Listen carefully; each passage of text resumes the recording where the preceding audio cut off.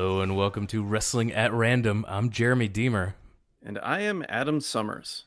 And this is the podcast where every week we review a classic pro wrestling event from a streaming service. And these events in Season 2, they're TV shows.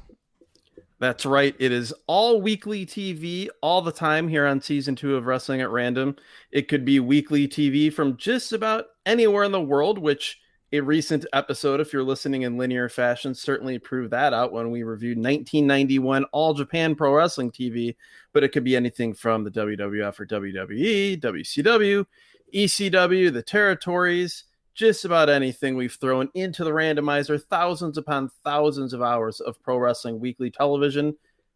The randomizer picks something out and we watch it. That's the concept. That's right. And so you mentioned linear fashion. You don't have to listen to it. You can pick and choose. You can listen in whatever order you want to. You want to go through and listen to all the WCW content, you do that. All the ECW shows, absolutely, because we have not only the weekly TV shows that we're parachuting into at random in Season 2, we also have an entire back catalog, over 30 episodes in Season 1, where we talk about and review randomly chosen pay-per-views and large events, Clash of Champions. Exactly. Clash of the Champions. We've got a Saturday night's main event in there. We've got some big territory, major arena cards. A lot of different stuff going on in Season 1, like you said. The big events are there. We'll return to doing those sorts of things at some point. But here, Season 2, all about the weekly TV. Absolutely, and all of those episodes are available free of charge at wrestlingatrandom.com. That has the entire back catalog, or anywhere you find your podcast. But if you are going to wrestlingatrandom.com, you will also find the link there to our newly launched Patreon site, patreon.com/wrestlingatrandom. That is where you can help support this show. We rely on your word of mouth, telling your friends, but we also could use a few bucks to help keep the lights on. All the money goes back into this show. We pay for our hosting. We pay for mic cables. We do all kinds of stuff here. We want your support, and in exchange, we have a few gifts and prizes on the Patreon as well. So go check those out. And one of the big prizes is, of course, bonus content. So stuff that you won't find in the free feed here. We'll have a special feed for bonus content and a lot more prizes. I don't want to get into it here. We got to get into a jam-packed show. So make sure you go to wrestlingatrandom.com or patreon.com/wrestlingatrandom.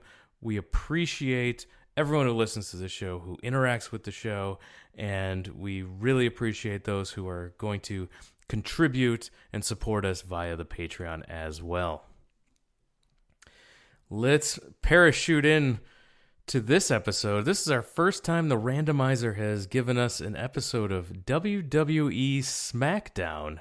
Yes, and I believe one of the latest episodes as far as a show that we've watched of any podcast we've done. This is it's still classic because oh my, stuff in the mid 2000s is classic at this point.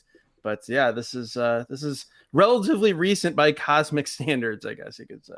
April 28th, 2005 is the date of this episode of SmackDown.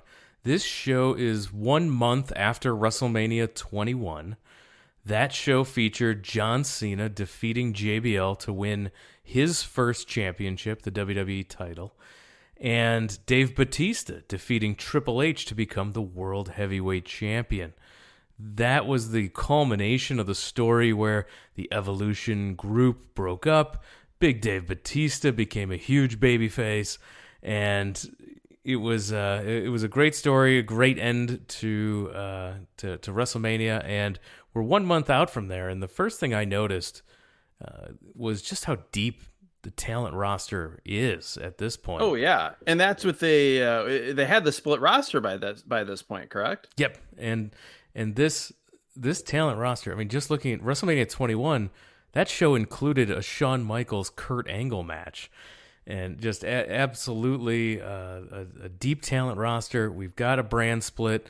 There's new stars being elevated, and there was an influx of new talent being brought up from OVW, Ohio Valley Wrestling, the WWE's developmental territory in Louisville. At this time, it was run by Jim Cornette and Danny Davis. Yes, the pre-NXT, you could say.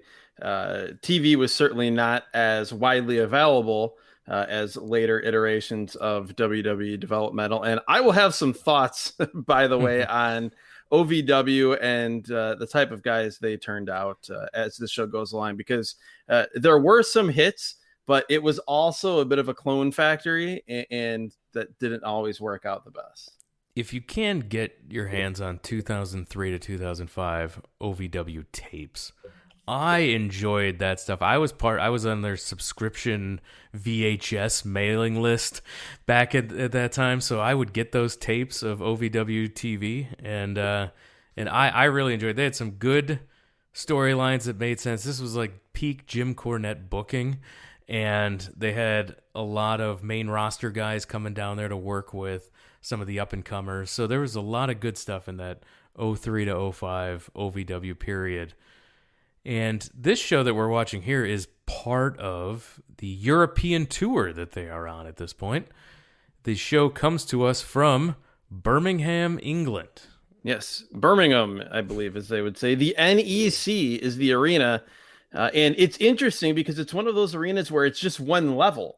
Like there's a lot of people there, but it's just kind of it's a ranch house, not a multi-level, I guess would be the best analogy here, which is a different look for a major WWE show. As the show starts, first Michael Cole says, "Cheers, mate." He's joined by Taz on commentary, and I have a lot of thoughts on Michael Cole throughout the show. It kind of they vary. Like there's good and there's bad, but he is extremely Michael Cole here. It's also noteworthy in that, outside of the fact that this has a little bit different look, because it's not in a traditional big arena that you would see in the US or Canada on a lot of the weekly shows. It still is amazing for how long WWE had generally the same visual setup for their shows. Like after kind of the Attitude Era on, they went through a long period of several decades in which this show in 2005 is right in the middle of, where outside of a few add-ons here, given that it's in England, very, very similar presentation to what you'd see for a long time. Yeah, we did have the double-decker bus at the entranceway. I like that. That reminded me a bit of like an old WCW set, so I will give them points for that. And Cole and Taz tell us about the main event. It'll be a fatal four-way for a shot at John Cena's WWE Championship. But a fatal four-way elimination, which is did not they say normal. that? Because they did. Okay. I wrote it down all caps here in the third line of my notes because it took me aback so much, because I'm just so used to multi-man matches always being first pinfall in WWE. I was taken aback when the match started and they were explaining elimination rules. And I'm like, did they tell me it was elimination? I must have missed that. So like I mentioned, that will be the winner will get a shot at John Cena, and we hear, quote, "I spit in the face of those who don't want to be cool," and they announce Carlito Caribbean Cool. I forgot that Carlito had three names at this point. He was Carlito Caribbean Cool, and he makes his way out. Yeah, you sent me a text right as you were starting to watch this show and said, "I totally forgot that he was Carlito Caribbean Cool." I'm a bit disturbed that I remembered that. I had completely forgotten, though, that he had his own Piper's Pit type segment, the Cabana. Carlito's Cabana interview segment. Yeah. Yes, and this set in the ring, it is a look. I don't know that we've ever given a fashion report on the ring itself, but it's appropriate here in that the mat is tan. There are trees, like palm trees in the corner. There are cabana chairs. By far the thing I found most interesting during this was that Michael Cole was telling us here in 2005 about a publication called SmackDown Magazine. I made a note of that as well. WWE had 2 magazines in the year 2005. So that is, wow, really leaning into the print media in 2005. An interesting decision. this one thing that was really notable about this show, and I'd kind of forgotten about for so long in WWE, was that even though obviously it's a weekly TV show, they really like doing the house show, like cheap heat, make fun of the local market here on TV. And that's what was going on here with Carlito. He's got a scowl. He says, so this is England, the United Kingdom. He says he would invite the Queen and they would sip some tea, eat some biscuits, and then he'd grab an apple and spit it right in her face. And the crowd booed lustily at this point. But he said that he would spit in her face because she reigns over a country that isn't cool. And this immediately took me back to how much I could not stand the Carlito character, because like we're led to believe that this guy's entire motivation is that he doesn't like people or things that aren't cool. Yeah, and there's not a lot of depth to that character. There's not a lot of depth to that character. There's not a lot of depth to this. We get the classic WWE thing from around this time period of a silly graphic of people on the screen and the person in the ring making fun of them. In this case, the person in the ring is Carlito. The people on the screen are Prince Charles and Camilla Bowles. Yeah, they like to do that. It's the local humor for making fun of England and getting that cheap heat, like you mentioned. He's got a cool guest though, and that's Kurt Angle. We get the full entrance "You Suck" chants as Kurt Angle makes his way out, and Angle then continues the make fun of Great Britain parade by refusing to call it Great Britain because there's nothing great and nothing cool about this place. And he did say that cool is facing Shawn Michaels at Mania and making him tap, which I did enjoy that. Yes. Cool is pinning Eddie Guerrero on SmackDown 2 weeks ago. What's really cool is winning the Fatal 4-Way match tonight and going on to beat John Cena to become a 5-time champion. And at this point, the British Bulldog Davey Boy Smith's music hits. It was almost not. Yeah, it was not that music. It was like... It was like if TNA had Davey Boy Smith and that was the music they gave to him. It was basically that. Yeah, it was like the WWE trying to make New Jack's make a knockoff version of New Jack's song. Yes. This is like on the network. The same network folks were in charge of making a knockoff version of the British Bulldog song. And so yeah, that was wacky. He comes out full colors, the flag on the tights and everything. He meaning this guy that no one has ever seen before in their lives. This guy, he's a jacked up looking kid in the most British flag gear you've seen since Davey Boy Smith in his WCW run. He gets into the ring and says, "My name is Steve Lewington, and I am from Great Britain." And then he goes on with about that much enthusiasm, saying that he wants to step up and take you on in your Kurt Angle Invitational. You might know Steve Lewington as the future DJ Gabriel in WWE's ECW reboot. Wait. Yes, that's the same guy. That's that guy? Yes. Who isn't, he's from South Africa. No, you're thinking of someone else. This is am I thinking of the Darewolf PJ Black? You're thinking of PJ Black. Yes. This is DJ Gabriel. Close but different. Not super remarkable, but that was his big WWE. That would be ECW a perfect run. Yeah, moniker for him as being introduced to the ring. Not super remarkable, Steve Lewington. So the Kurt Angle Invitational. Kurt will take on anybody, whatever. But he explains, "Hey man," calls him crazy. "Why would I risk an injury the night of the Fatal 4-Way match? Sorry, old chap, but you and your country are a joke. Come back in 10 years after you hit puberty and piss off." So Lewington just turns to leave. He's like, "Well, I guess you're right." That was a stupid idea. He just turns around to leave, and Angle jumps him from behind And we get a good Kurt Angle beatdown here. Well, before that, we get a great line from Kurt Angle. He grabs the mic and he says, "Insult their intelligence and attack them from behind. That's the American way, baby." That's right. It was tremendous.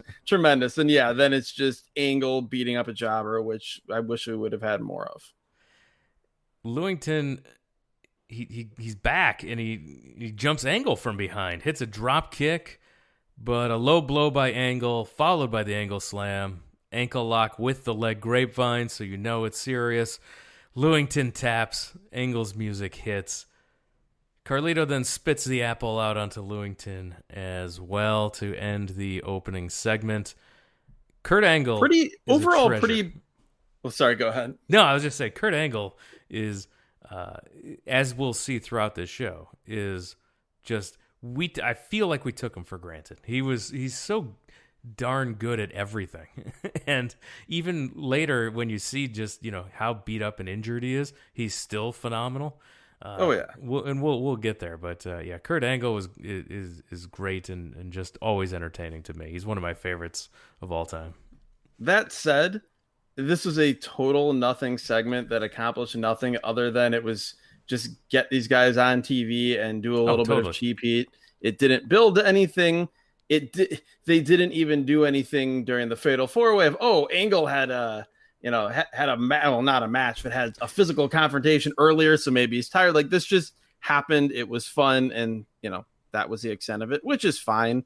Before we go to commercial, we see that we'll be getting a tag team title rematch from last week. They're rematching here this week on SmackDown as the new tag team champions. M will be defending against the former champions, Eddy Guerrero and Rey Mysterio. We are also told that we will see in non-title action the WWE champion, John Cena. He'll be taking on Renee Dupree. Renee Dupree. We'll talk more about that one later. After the commercial, Tori Wilson comes out as special guest ring announcer. And it's an interesting choice in that there are reasons to have Tori Wilson on TV. Ring announcing, pretty low on the list. No, she not good. She is not good at ring announcing, and so I don't know why this happened at all. She introduces the WWE Cruiserweight Champion, Paul London, who seems like he has Rockers remix music and seemed like he has Rockers tassels on his boots. He's got the neon green bicycle shorts, but otherwise he's like a long lost Rocker here. And I guess trying to give him personality, we had to hear Michael Cole throughout this match tell us how he's just a weird dude, and he's strange guy. Yeah, what was that? I noted that too. It's like no one can just be a wrestler. Like, your character can't be, I'm a good wrestler who wants to compete and win championships. No, you have to be weird. There's something else later on in the show there are several things in the show that are even more egregious. I guess maybe not more egregious because Paul London's he's a great wrestler, and it's so just tacked on. They just say he's weird and then they just leave it at that. Yeah. And with no examples of something weird he did or said. It's just like Michael Cole, you should see that guy in the back. He's a weirdo. And it's like, all right, interesting. Well, and we're also led to believe that Michael Cole hangs out in or near the locker room. Come on. Yeah, no, and I have a feeling Paul London saw Michael Cole and said, that guy's a weirdo. Exactly. Exactly. So, yeah, I think there may have been a bit of projection on the part of Michael Cole here. His opponent for the Cruiserweight Championship here is the former champion, Chavo Guerrero, looking exactly like Chavo Guerrero always does. He's one of those guys who his appearance outside of Lieutenant Loco never changed, and it certainly was no different here in 2005. They tell us something about Chavo leading Paul London into an ambush from Billy Kidman. I don't know. I don't particularly care. I just want to see these guys have a good cruiserweight match. Paul London, I guess he's weird. I guess maybe this is how he's weird. He stomps around the ring to get the crowd into it. That, I guess, is strange. We had fun back and forth early. London and Chavo, both with crisp offense. Really good stuff to start the match. London hits a drop kick and does a full flip after hitting it. Cole calls it the drop salt. Yes, the drop salt. The only other guy that I ever remember seeing do that many years before, a minor favorite of this podcast, went Doug Furnace. Absolutely. London to the buckles. He catches Chavo running in with 2 feet to the face. Chavo's down. London goes to the top rope. He's facing away from the ring, almost like a moonsault position. But Chavo, to his feet, pushes him off the turnbuckle toward the floor, and London bounces like chest first, sternum first, off of the top of the ring post. Yes, then the falls ring to the post. floor. It was brutal. Not the turnbuckle pad, not the connector between the turnbuckle pad and the ring post. The ring post itself. This was brutal. He stabbed him in the chest, and then he fell to the floor. Yes, this was a possible impaling maneuver here. He bounces, as you said, off the top of the ring post and tumbles to the floor. He gets counted out. And then I note that 20-year veteran of professional wrestling, Chavo Guerrero, is convinced that he won the Cruiserweight Championship via countout. He grabs the belt like he's the champion, goes to leave the ringside area. The ref comes up from behind. They had a great camera shot of it, takes the belt, and then he goes over to Torrie Wilson. And Torrie Wilson, a ring announcer who is ostensibly up on the rules of these championship encounters, says, and I quote, "Ladies and gentlemen, the referee has just informed me that championships cannot change hands on a countout." And then she tells us that Paul London is still the champion. That's right. Torrie Wilson and Chavo Guerrero both learning that information at the exact same time from the referee. Yeah, what a world here in 2005. Chavo then picks up Paul London, hits the gory bomb on him, stands over him with the championship belt. We then get, which is something I like quite a bit on this show, we see this often, we get several replays of this horrible spot. And when I mean horrible, I just mean horribly painful, where Paul London bounces off the ring post. It looks even more painful here on the replays. They got their money's worth out of something terrifying. Yes. They definitely drove it home with those replays. And another thing that they do really well are the replays and the recaps of previous things that you need to know about. So we got a recap of Ray and Eddy as tag team champions, and Eddy was on the cabana. We see Ray got beat up by Eminem the week prior. Where were you, Eddy? Ray comes out. He says, "I'm sorry," offers Ray a handshake. They shake, they hug, it's all good. Eminem then says that they want a tag title shot. They spray paint the initials Eminem on the hood of Eddy's car. His lowrider, because that was his deal. He had his lowrider that he'd come out with every week. We see the clips of the championship match then. So we got recapped in about 15 seconds, the whole tense relationship that was happening between Ray and Eddy. We then saw clips of the championship match in the next 15 seconds, and we see that Melina distracted Eddy outside the ring. Ray was hit with their double team finisher, and which is the old Simon and Swinger double team finisher. I can't remember the name of it, but it is that late stage ECW team, which, if you recall, on that November to Remember 2000, I believe Joey Mercury was one of the two men. He was in the match, the tag team match against Simon and Swinger. So I'm going to choose to believe he decided that evening to steal that finisher for when he hit it big years later in the WWE.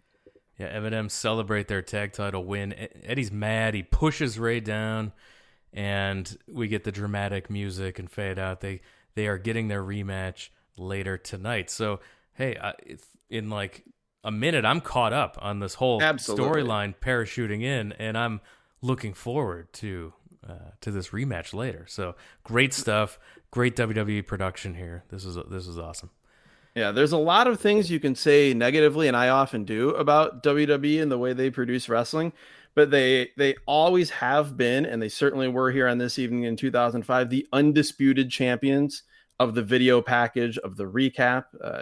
It wasn't too long, it wasn't too short. We got everything we needed, and I feel so much more invested in that tag title match coming up than I would have otherwise been. The Daily Star Girls welcome us back from commercial.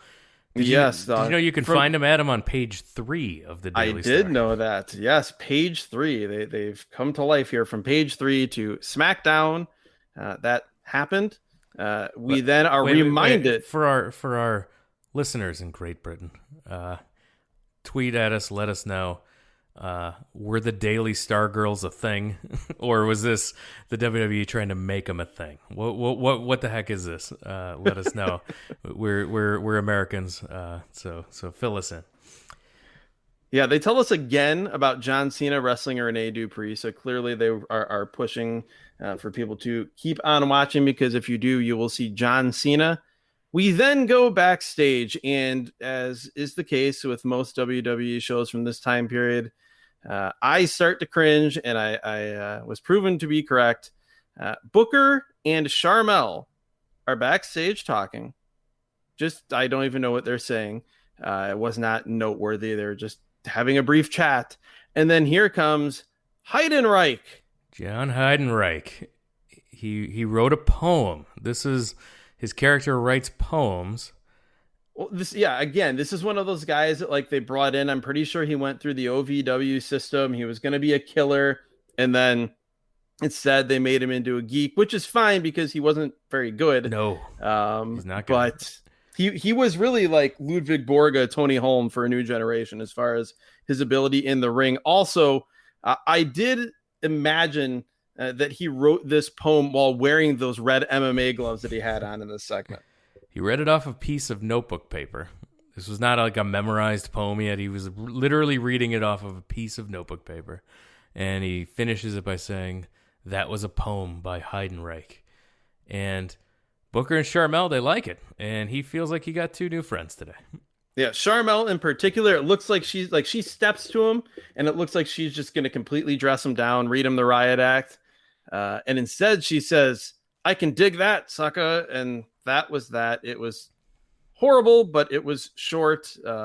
Just the type of stuff I have no interest in seeing on a wrestling program. But it's WWE, so you have to put up with those sorts of things. But I would I remember what a good promo and character Sharmell was with Booker T. Oh, absolutely, yeah. She was a super talent that was discovered late, and they had a good run. But yeah, she was awesome. Her delivery here was great. I mean, the material for the segment was dumb, but she was fantastic.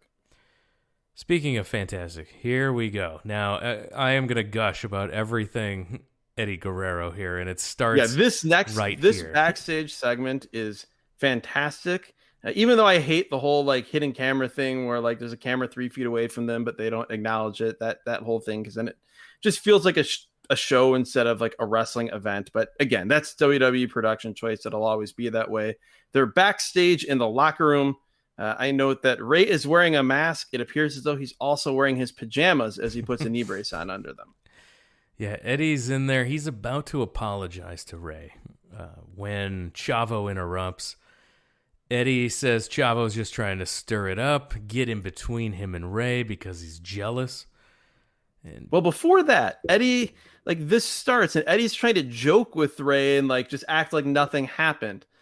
He's talking about his car. He's all excited. Says he needs Ray, and you can tell Ray is annoyed, and he just quietly says, very low tone, doesn't even look up at him. He just says, "I'll be there." Yeah, and that's when Eddie kind of stops the shtick and pulls up a chair and tries to get serious before being interrupted by Chavo. Chavo reminds Eddie that Ray is not family. He is. And Eddie corrects him, saying that Ray is more of a brother to him than his own blood. And at this point, by the way, we get a nice camera pan, and we see Ray still looking pretty skeptical about what Eddie's saying.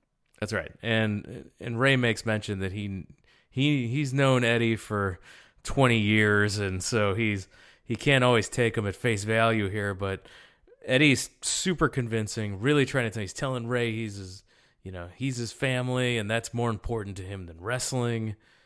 And Ray eventually tells Chavo to shut up and leave. Ray and Eddie, they're back on the same page. Eddie Guerrero's delivery in his impassioned speech about family and Ray and how serious he is, this was top-notch. Eddie Guerrero at his best stuff here. I love it. He was so good. And even when he's not talking, when Ray's talking, like Ray's talks about, I grew up watching you and I know you too damn well. Sometimes you aren't 100% right up here. And he points at his head, but he says you are 100% in your heart. That's what counts for me. He says, let's go out and win some championships tonight. And just Eddie's nonverbal communication here, expressing emotion, was just tremendous. In addition to him actually when he was talking. That's right. It was a great promo, top to bottom, great delivery, and just great fire from Eddie in the back. And out comes Guerrero and Mysterio. They come out. Well, first we get a commercial for what then I'm sure was state-of-the-art graphics for WrestleMania 21 coming out to the Xbox. It looked bad. I also want to know who JBL bribed to get that 6-pack in the the digital version of him, because as we saw later, not true to life. But yes, after that, Eminem comes out. They come out first, I believe. Eddie and Ray came out in their classic Jaguar as that's right, as challengers. So they come out. They've got the classic Jaguar, and then their opponents are the tag team champions. They come out. Eminem. This is, for those who don't know Eminem, it is Joey Mercury. It is Johnny Nitro and Melina. Yes, Johnny Nitro, who's wrestled as John Morrison, Johnny Impact. I think he's kind of been all over the place. Hennigan Yep, but here he is Johnny Nitro. Their entrance is, they obviously had these guys pegged to be big stars. They have a very elaborate entrance. A red carpet gets rolled out. There are paparazzi photographers with their flash bulbs and photo sounds going off. They are wearing long fur coats. And we're told that they won the tag team titles in their very first match on SmackDown, which was just last week. I just note at this point, I don't even remember exactly what it was here that Cole said that made me write this down. But I write that it can never be said enough how much of a dork Michael Cole is.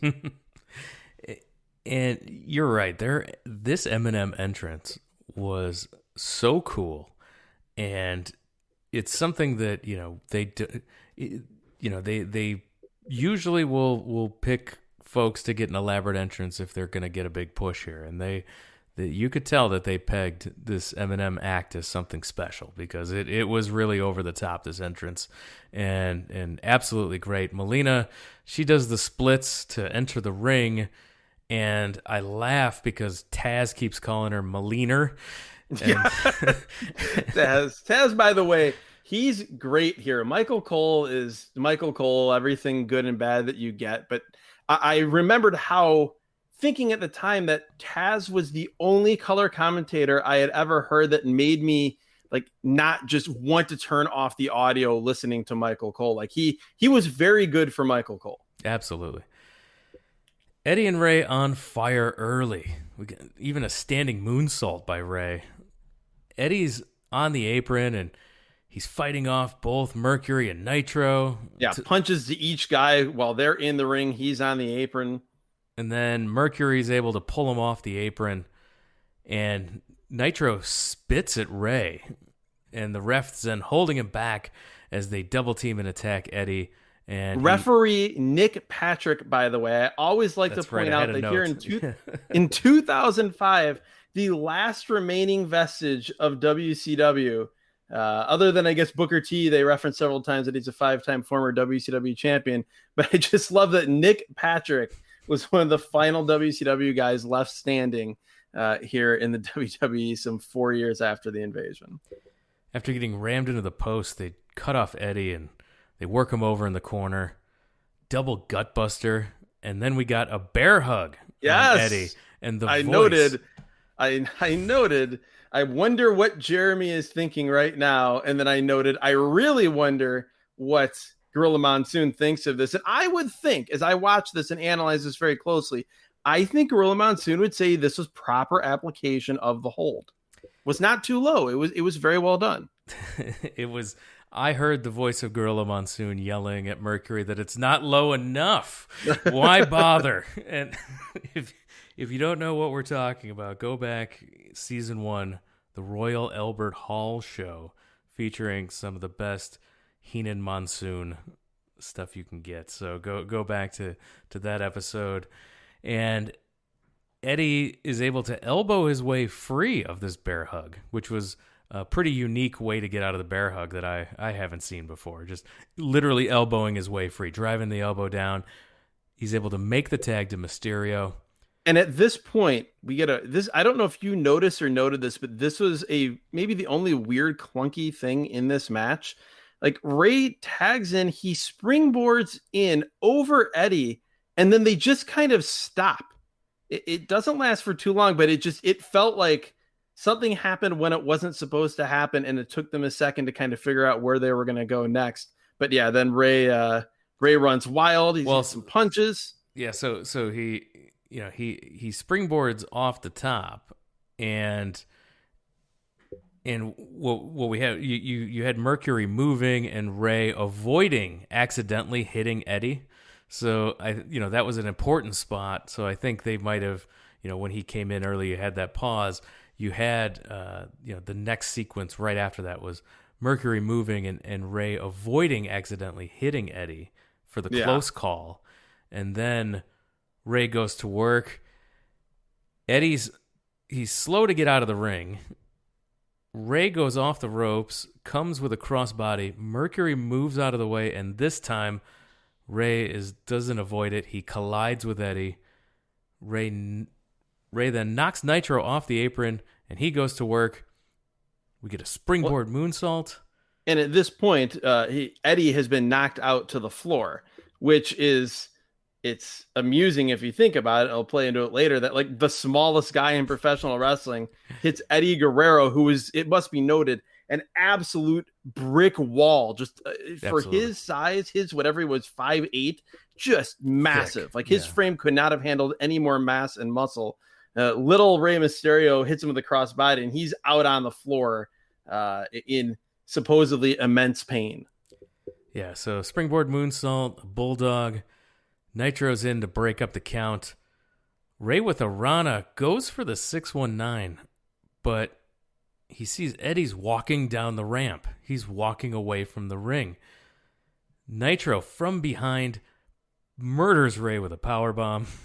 Well, this we get, by the way, we should mention, this is a classic, great WWE production element here, as Ray, like you said, he's got him in the 619 position. He's distracted by Eddy leaving, and we get this unbelievable shot of Eddy as he's walking back up the ramp. We see Eddy's face, and we can see Ray in the background, and you can just see Eddy, like, just getting more and more angry and contemplative. The crowd chanting Eddy, Eddy.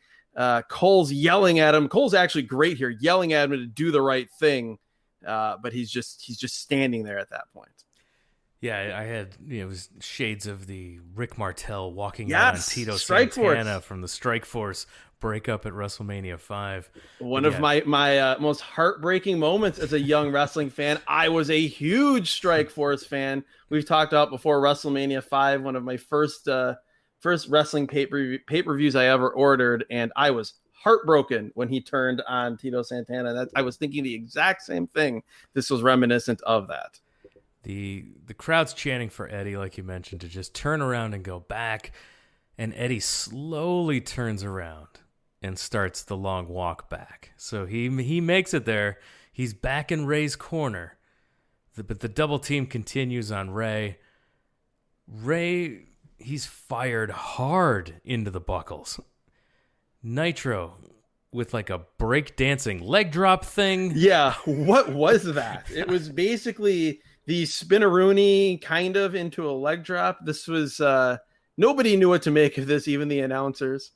He presses Ray over his head into a backbreaker, and Eddie's standing on the corner on the apron. Incredible here. This is like what we were talking about in the backstage segment. His again, his nonverbal communication, just communicating through body language and facial expressions. I don't know, and you're going to describe it, but I don't know that I've ever seen in professional wrestling somebody communicate more just through a series of very natural, subtle changes in stance, body language, and facial expressions than we see here over the next few minutes from Eddie Guerrero. Just incredible stuff. That's right. He was convinced to come back, but he's not encouraging Ray in any way or any form or fashion. He is blank stare, kind of just you're resting his head on his hands at one point. Right, you're watching him then to start go through the motions of like, yes, he's going through all these emotions of like,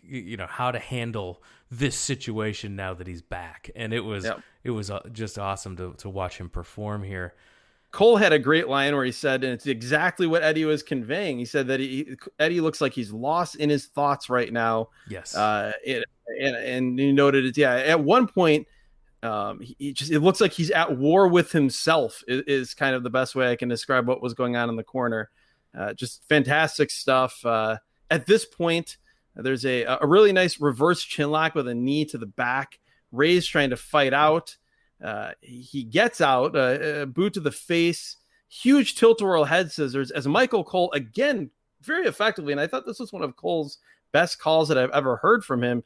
He's just yelling, "Make the tag, Ray! Come on, make the tag!" Yeah, that tilt-a-whirl head scissors was awesome. It was like a multi-rotation. Yes. Head scissors here. Ray's crawling for the tag to Eddie. Cole's willing him on. The people are willing him on, but Eddie just won't reach out to Ray. He won't reach at all. He just calmly watches, just calmly standing there watching. Ray was right there, but Eddie didn't extend the arm at all, doesn't make a move towards him, just stares him down, just watching him, begging for the tag.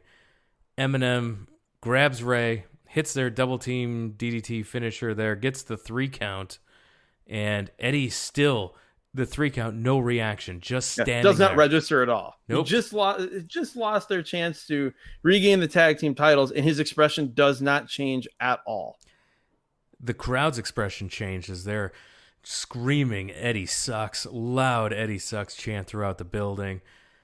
Eminem continues to beat up Ray after the match, and Eddie still just stands there. Everybody's appalled. Everybody's angry. Ray's calling out to Eddie in pain as Eddie just walks away, staring Ray down the entire time. So he's walking backward up the ramp, staring Ray down the entire time. Well, even before that, by everybody here. There's also a great spot where, as this is happening towards the end of all this, Eminem throw Eddie Guerrero into the ring post, outside of the ring, into the ring post. It's the corner where Eddie Guerrero is standing, and Eddie just stands there looking down, watching this. Again, still no change in reaction. And then, like you said, slowly gets down off the apron and backs away and just looks at, a desperate, confused, upset Rey Mysterio crawling toward him, and just walks away. And there's a moment where he just gets the slightest little smirk, but then it goes away.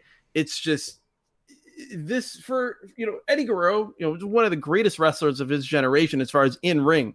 He was barely in the ring at all on this show. And this was still an absolute tour de force of so many things that made Eddie Guerrero one of the most unique and best performers of his time. Absolutely. And Ray did a great job with his selling and his betrayal. And this was, just top to bottom, great stuff. Big push for Eminem. And everyone did their parts here. And Eddie was just off the charts impressive. After the promo earlier, this performance, top-notch work from Eddie Guerrero as always. Now, downshift a little bit here. Coming back from commercial. Well, yeah, come back from commercial. And the thing that's great is that, again, like we talked about earlier, they recap what happened. We see the announcers. Michael Cole says a shocking silence has fallen over the building. It says that Eddie has left the building, and Taz He says he can go for all I care. And then talks about how shocked he is. He said Eddy has always been a good person. He talks about how Eddie Guerrero was his tag team partner 10 years ago when he broke his neck, and said how Eddy was always calling and checking up on him. And then we see a video recap of what just happened, again, to reiterate how important this was. Very, very well done. I loved Taz sharing like that story, like all the sincerity of sharing that story, and like his past with Eddie Guerrero. That was awesome. That was just added great to stuff. the weight of it in a very believable, understated way that just it made what you saw just before then all the more shocking, and just again just even more of a betrayal. Just can't say enough good things about that segment. The good things come to an end as Renee Dupree comes out. He's waving the French flag, and I mentioned watching those old OVW tapes. I enjoyed Renee Dupree in OVW. His theme song was Fame, and it was he was totally an entertaining character there, but he never did anything. He was an absolute zero in WWE. Well, he was an example of that factory that OVW churned out of so many guys that wrestled the exact same style. It just littered with Renee Dupree as one example of these guys who are like 6'1", 6'2", really well built, short hair. They wore short trunks, and they did nothing spectacular, and they did a lot of reverse chin locks. It's basically like every guy that came out of OVW for a time period was like a less good Randy Orton, who's not exactly the most exciting wrestler to begin with. He talks about how France has the greatest athletes, not England. And then his opponent comes out, WWE champion John Cena. He's got the new spinner belt for the WWE title. He's got a giant chain. He's wearing a unbuttoned up orange shirt. And most importantly of all, he's got the jorts. This is non-title, of course.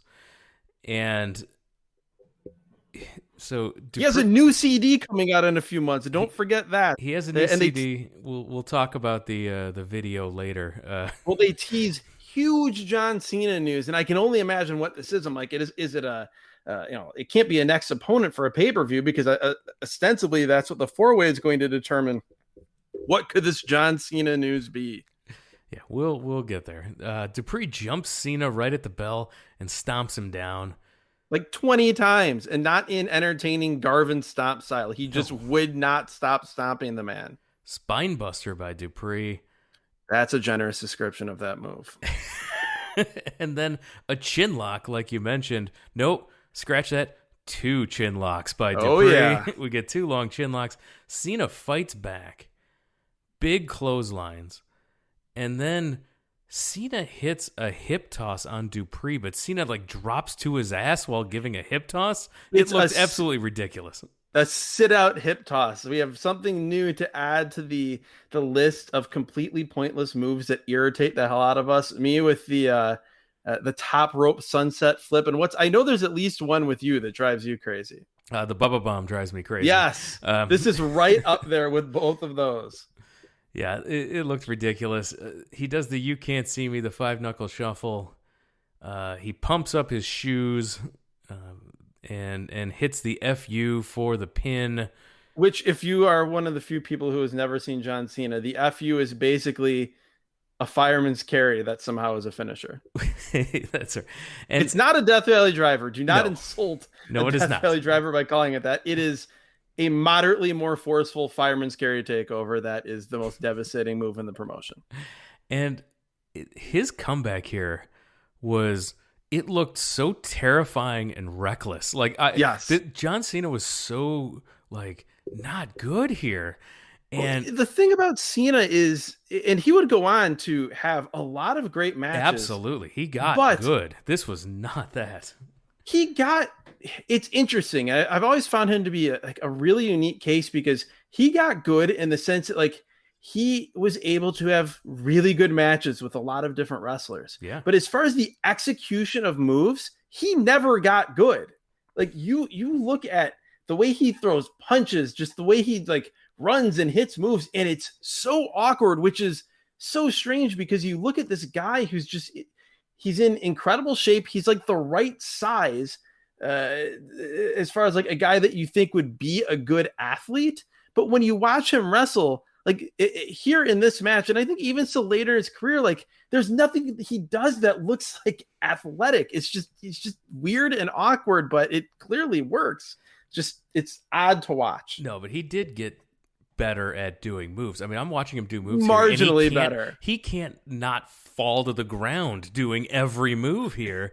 True. And later he was, he could execute things like a professional. Here he could. They would all still look weird though. Like yes, he would not correct. fall down while doing them, but he still had bizarrely weird punches. He still did things just in such an odd way. And I know I'm being a bit hypocritical because I talk about like loving wrestlers that move uniquely, but Cena was the far other end of the spectrum for me in that his odd way of moving around the ring and just odd execution of moves always irritated the hell out of me. But he obviously is John Cena, super charismatic, and did go on to have many great matches. I won't begrudge him that. No, he was involved in one of my favorite matches, the Money in the Bank Chicago match against CM Punk. I was there, and it was one of the best matches it was one of the most fun matches I've ever seen. It was one of my favorites. And I also remember, I can't remember what pay-per-view it was. I imagine it was probably a Royal Rumble because that was like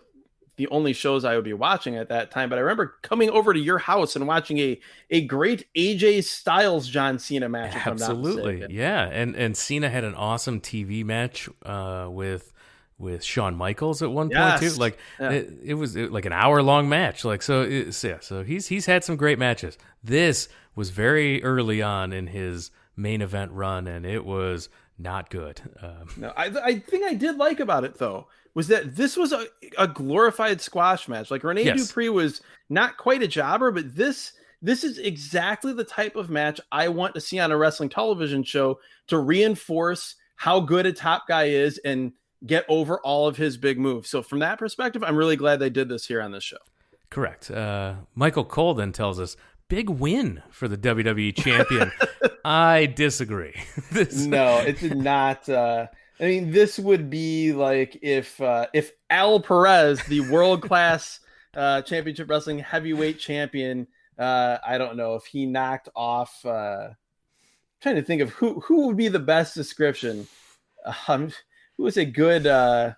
I don't know, anybody else on that show in the first couple of matches who have knocked off Jackson, Cowboy Tony. If he would have Cowboy Tony, there you go. Heel versus heel match where it was Al Perez defeating Cowboy Tony, or let's say Kevin Von Erich, not a champion, but had a singles match, and the announcer tried to tell us that it was a big victory over Cowboy Tony. That's pretty much what this was here. To learn all about Cowboy Tony, go back. And there's a lot to learn. There is a lot. There's a lot to learn. We talk about him in depth on the episode of World Class Championship Wrestling from season 2. So go find that episode and learn all about Cowboy Tony. After a commercial, we get Matt Morgan, who made his debut the week prior. He makes his way down to the ring. And Matt Morgan, just keep this in mind, 6'10", huge dude. The guy that Jim Cornette said was going to be like the next big thing. He was one of their big projects in OVW. People Jim have Ross been waiting. loved him. Yeah. Yeah, people have been waiting a long time to see Matt Morgan here on TV. He had been getting dark matches for quite a while. And they, like you said, they tell us this is one of the first times he's been on TV. And I had an expectation from that point of what this was going to be. And boy, was I wrong. He grabs the mic, and his gimmick here is that he has a speech impediment where he stutters. Why do you give a guy who can do a promo a stutter? Why do you give anybody a stutter? It's absolutely, has it ever been good? Like no, it's always bad. It couldn't ever be good. And even more so, why do you do it with someone that clearly you have plans for? Like, this would be the equivalent of if they brought in Sid Vicious when they did as Sid Justice and trying to get him over and get him ready for Hulk Hogan, they had him stutter and have a stuttering gimmick. Yeah, and this was horrible. I did love, keeping with the squash match theme here, Yes. his opponent, Mikey Whiplash. Which Taz has a few like under his breath great lines, clearly wondering where they got this guy, Mikey Whiplash. What kind of name is that? Clearly gently ribbing his former ECW locker room mate, Mikey Whipwreck. Yeah. This is like you said, it's a total squash match. He kills the guy, kicks and knees in the corner, a huge running clothesline, a short arm clothesline. And then he hits his finisher, which I believe they called the Hellevator. It's a vertical suplex, like into a forward slam. I know it and remember it as the original finisher, for Hiroki Goto in New Japan when he came back from excursion as the Shouten Kai. Here, it's even more devastating though because again, this guy is 6'10". No, I'm going to disagree. This move is not devastating. This move is, so it's a delayed vertical suplex, and then it's into like a slam or a uranagi. I couldn't quite tell what he was. Killed him with this. He did. However, I'm confused by the move. It reminded me of, your problem with the top rope sunset flip, because how does the delayed suplex add to this slam at all? Whatsoever. Well, if you're holding the guy up for the delayed suplex, the blood is rushing to his head. Sure. And then when you whiplash him down, like his last name is, the jobber here, it then, he's going to be more disoriented as he hits the mat. I will say that I am fine with the criticism of the move, that it is one of those that is dangerously close to the line of not being able to tell who hit who with the move. Yes. Because it almost looks as though Matt Morgan is going for a vertical suplex and Mikey Whiplash counters with a DDT. It is absolutely too close for that. Yes, and so I'm not a fan of this move at all. No, and to be clear, Matt Morgan, not a good professional wrestler. He sucked. But the idea that they had this guy that they clearly thought highly of and wanted to give a big push, and they thought that the route to getting over this monster killing machine was giving him a stuttering gimmick, is like, when I watched this just felt like one of those audience of one segments that WWE would do, or gimmicks they would do, that it was for the amusement of Vince McMahon and no one else. Yeah, there is nobody else could have found enjoyment in the stuttering gimmick whatsoever. JBL's in the back, and he's carrying around with him the old WWE title belt. Not the Winged Eagle belt, but the WWE Championship belt designed prior to the spinner. Yes, and so Cena's got the spinner belt now, so JBL's carrying around the old title belt. He's on a crusade to rid the world of John Cena. He says... Of people like John Cena, which I thought was an interesting comment. Yeah, he says he's a wrestling god, and he's interrupted by the Big Show, who is giant even by Big Show standards. He also has a cleanly shaved bald head and a mustache. The Big Show says, you're on a losing streak. Cena at WrestleMania. The Big Show beat him last week, and that streak will continue into the Fatal 4-Way later tonight. He also said that nobody cares about you anymore, JBL, and I thought, you don't even need the anymore. It was a stretch to get us to care at all. Yes, and it's a stretch, by the way. It's something I texted you after I finished watching this show. I basically said that if JBL is the lead heel in your promotion, if things are revolving around him in your top program, that is not a particularly strong statement about what's going on in said promotion. Christina Aguilera, the singer, and her little brothers are on the set of Cena's new music video. And I had to look this up. This is the big news, by the way. Cena's music video shoot. Yeah, I had to look this up. I'm like, why is she here? It's a shoot. Her little brother is a giant John Cena fan, so he wanted to go for his birthday to John Cena's music video shoot. So the music video is an A-Team parody. It's actually like a full-on 80s parody, apparently, with Gary Coleman and others. Yeah, actual Gary Coleman is there. I believe actual Mr. T is there. No, that's a fake Mr. T. Well, I think we see actual Mr. T and then we see fake Mr. T later. I don't know. But then we see other people playing. I'm shocked they weren't able to get Madonna for this, but she must have been busy. We see a fake Madonna, a fake Boy George, a fake Cher, and then, like you said, the actual Gary Coleman. Apparently, this music video is for a song called Bad, Bad Man, and the demand was so high for the next single being released by John Cena that the music video premiere would be happening not on TRL, not elsewhere on MTV. It was happening on SmackDown next week. Yeah, the first single off the new Cena album, Bad, Bad Man. So there you go. Fatal 4-Way. It's main event time. Booker T versus The Big Show versus Kurt Angle versus JBL.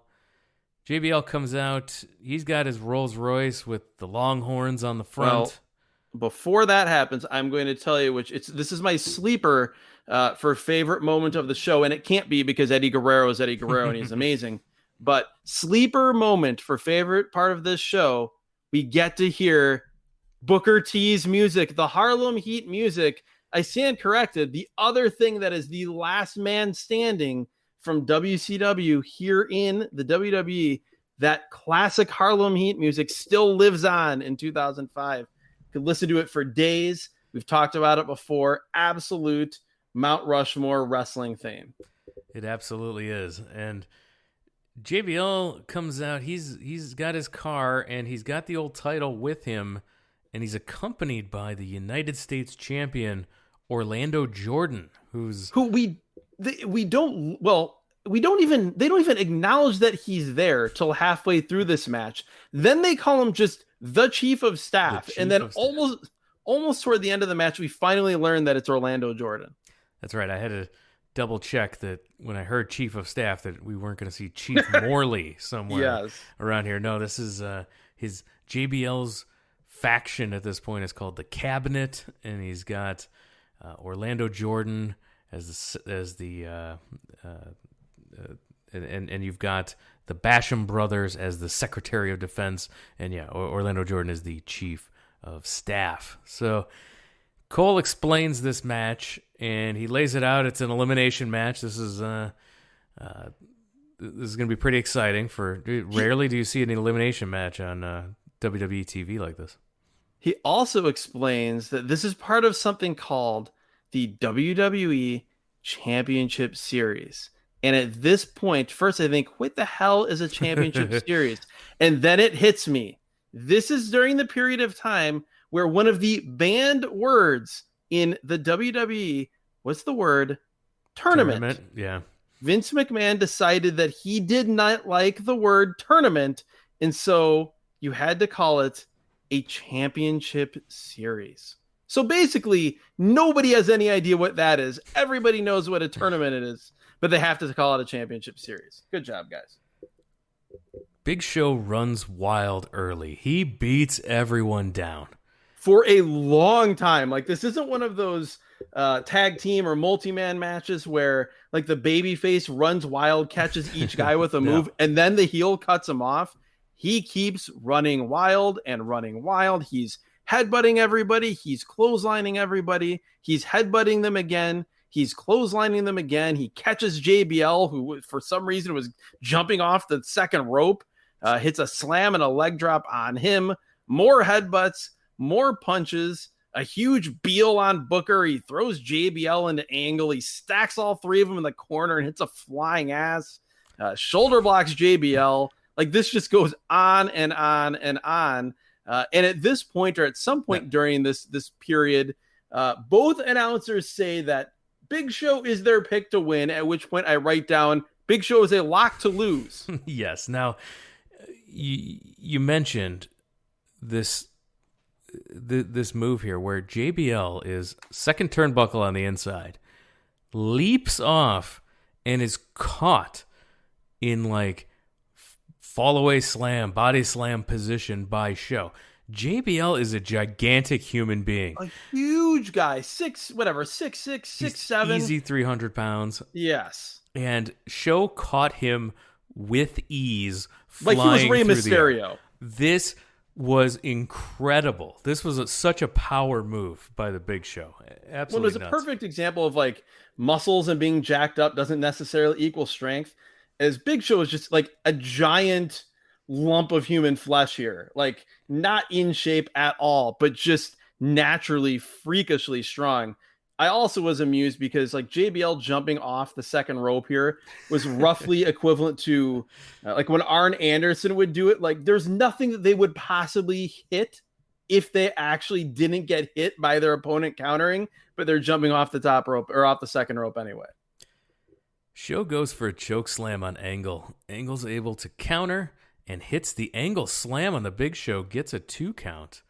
As Big Show's getting up, Booker T comes over, hits the axe kick to the back of Show's head. He gets a 2 count as well. Yeah, we're getting a lot of finisher kickouts very early.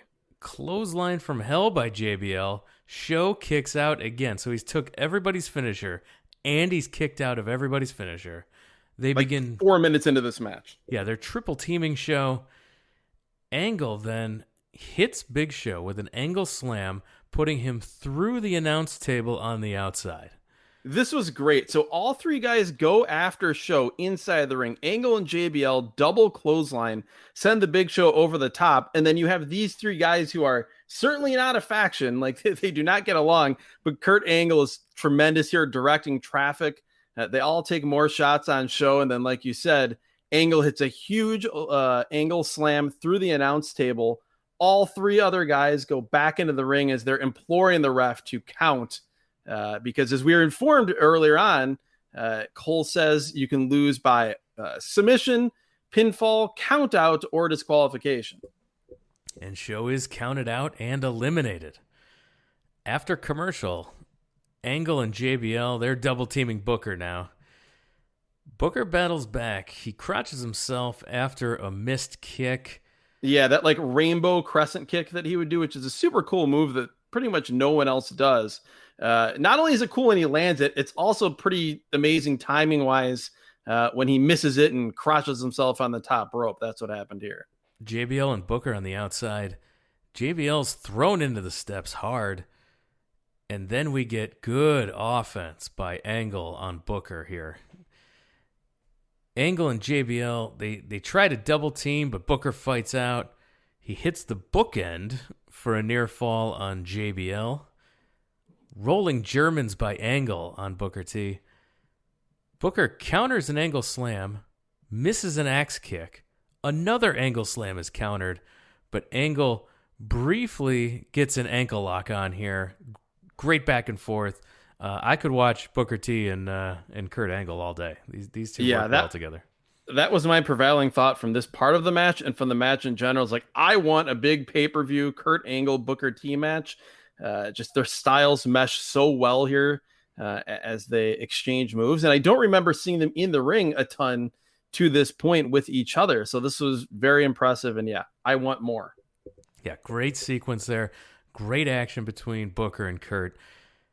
Kurt, he runs into a super kick by Booker, gets a near fall there. And now, like a leaping super kick. It was basically, again, something you don't see too many other guys do. Like it was the equivalent of, you hear some people call it a pump kick or a float kick, but super kick style. Like he leaps into it. Very impressive, very different. Chief of Staff tries to give JBL a chair, but the ref throws him out. While the ref is tossing the Chief of Staff out, Angle, with the chair, nails Booker T in the head with it. Ref comes back in, counts 3, Booker T is eliminated. And so we're down now to JBL and Kurt Angle, the two top heels at this point, although Eddie Guerrero will soon get into that mix as well. The two top heels on SmackDown going at it. It's always fascinating when that happens, when you have heel versus heel, to see both who the crowd supports and who actually kind of works de facto babyface in the match. And here, I guess, unsurprisingly, it was Kurt Angle that when it came down to the two men, the crowd were definitely more on the side of Kurt Angle, and he was the one that was working babyface style. JBL goes to work on Angle. He misses a boot attempt.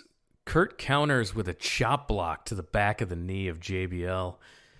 And then ankle lock, but JBL is able to kick him off. Angle gets caught by JBL. He hits a fallaway slam.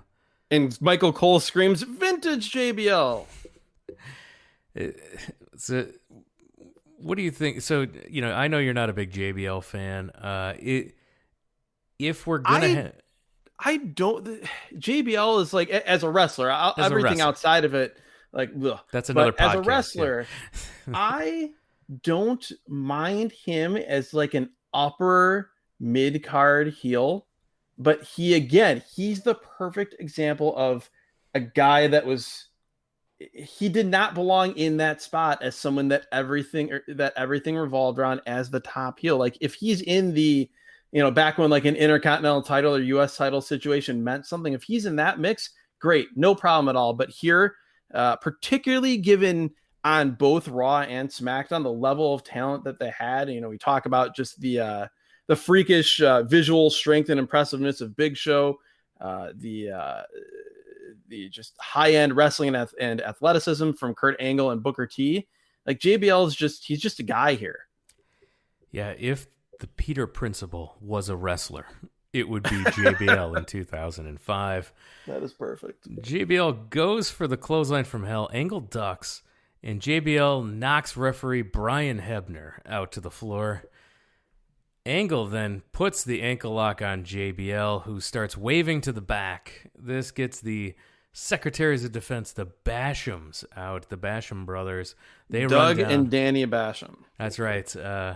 You would know if you watched OVW at the time, it was Doug Basham and the Damager. Yes. Well, Doug, and again, we talk about OVW. Doug Basham was there forever, and he was one of those guys, I was not watching OVW. I did not have access to the tapes, but I'd read about it, and he was one of those guys that you just heard people rave and rave and rave about how great he was, and he was a can't-miss potential top guy. And then I remember seeing him in WWE, and I was just like, that's the guy? Like, I was not impressed. Yeah, and it was it's funny to see the stories of the hottest feud at the time in OVW was Damager and Doug Basham fighting for the OVW title. The hatred, this long year-long storyline, and WWE calls them up and makes them tag team partners. And so Jim Cornette has to scramble and redo the booking to make that make sense somehow. and it happened repeatedly. And it was always fun to watch Jim Cornette have to book himself out of the WWE, painting him into the corner. And it resulted in some creative stuff, some fun stuff, and it was a unique time for OVW. And it is surprising how just a lot of those guys turned out to be nothings. Like, the Bashams turned out to be nothing in WWE. They run down here. Angle suplexes them both, rolling Germans to JBL. Angle covers him for a visual pin. Still no referee. Ankle lock by Angle. We get a tap out from JBL. Again, no referee. Booker T at this point runs back down. He's got a chair. He nails Angle with the chair, getting his revenge for being eliminated earlier in the same fashion. Yeah, and it's all about getting revenge, because certainly Booker T does not have any investment in JBL winning this match and going on to challenge John Cena for the title. He just wants to get back at Kurt Angle and take away from Kurt Angle what Kurt took away from him, that chance at the championship. The Bashams throw the ref in. JBL on top gets the 3 count. He is your number 1 contender. JBL celebrates with the Bashams. He can barely stand up. They're carrying him out of there as the show goes off the air. I looked back at some of the episodes surrounding this episode, and it was kind of a nothing episode here, and it was breaking a string of like 2 or 3 episodes in a row that were considered some of the best SmackDowns. They were off to a hot start post WrestleMania, and this was kind of the come down episode. And well, it feels like a lot of times that happened when they would tape these shows in the UK. It felt like sometimes they would just like they wouldn't be bad, but they wouldn't be, they wouldn't compare to the other shows. And I think from your description, this probably fit that. And a fun fact: wrestlers and fans and kickboxers were all at a bar together after this show. There was an International Kickboxing Association show nearby, and the kickboxing dudes were trying to start something with the WWE guys. They ended up containing the situation until security ended up booting all those guys out. A near miss crazy confrontation between wrestlers, fans, and kickboxers. That's I would have liked to see that probably more than this show. Yeah, so I think we're in agreement. What's your favorite thing on this show? Without a doubt, everything involving Eddie Guerrero. He was a god among men here, and this was, again, even though he did next to nothing in the ring, this was one of those, like, do you want to tell somebody what made Eddie Guerrero so great as a character? Just put on that segment and they'll get it. Worst thing for me is Matt Morgan's stuttering gimmick. Yeah, I would agree. The Heidenreich thing I had pretty close. Honorable mention to only getting just a couple minutes of Chavo and Paul London. That felt very Ultimo Dragon Eddie Guerrero on Nitro-like. Yes. But at least we had that impressive, crazy, terrifying spot of him landing sternum first on the post. But yeah, I would agree. So, that was SmackDown in 2005. If you want to interact with the show, and we want to hear from you, if you listen to this episode, if you watch this show, if you can tell me about the Daily Star Girls, something, if you want to interact with us, Twitter is an easy way to do that. @WrestleAtRandom. You can follow us there. The DMs are open.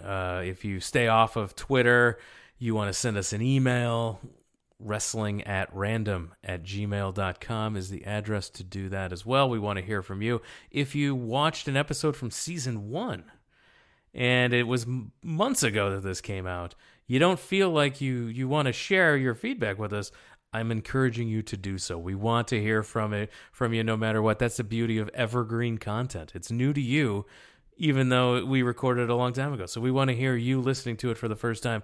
Tell us about your feedback. Tell us about that show.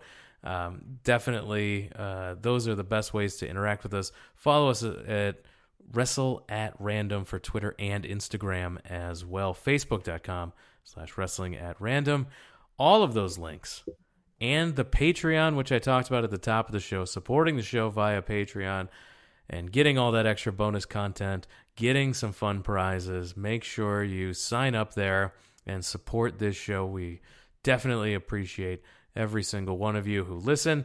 And if you can't support the show monetarily, please continue to tell your friends about us. Tell your wrestling fan friends about us. Tell your friends who used to be wrestling fans. They might want to take the trip down memory lane with us as well. Yes, and I think this would be a great time to not only tell your former friends who you know are still wrestling fans about our podcast, but definitely tell them about our Patreon. I mean, just look at it this way. You would be getting them to get rid of their own money, someone you don't like anymore, and they would be giving their money to us, people who you ostensibly do like, and you listen to our podcast. I really would work out for everybody. I've got no objections there. So make sure the entire back catalog, all of those links we talked about, is available at the website, wrestlingatrandom.com. And of course, anywhere you find podcasts, make sure you're subscribed. Tell everyone how to subscribe. Get them out there. Help us. The more people that are subscribing, the more it works the algorithm in our favor to help others find this show as well. And with that, we're wrapping it up. I want to thank everyone for listening. Thank you, Adam, for joining us. Yeah, definitely. Thank you, Jeremy. There was some good stuff on here. I'm glad we watched it. I'm glad we saw Eddie Guerrero do his thing as only he can. I enjoyed all the recaps and replays on this show. It was not the most exciting show, but not a terrible way to spend 90 minutes watching and then doing this podcast here with you. It's always fun to do the podcast too, and I want to thank everyone for listening, and we'll talk to you again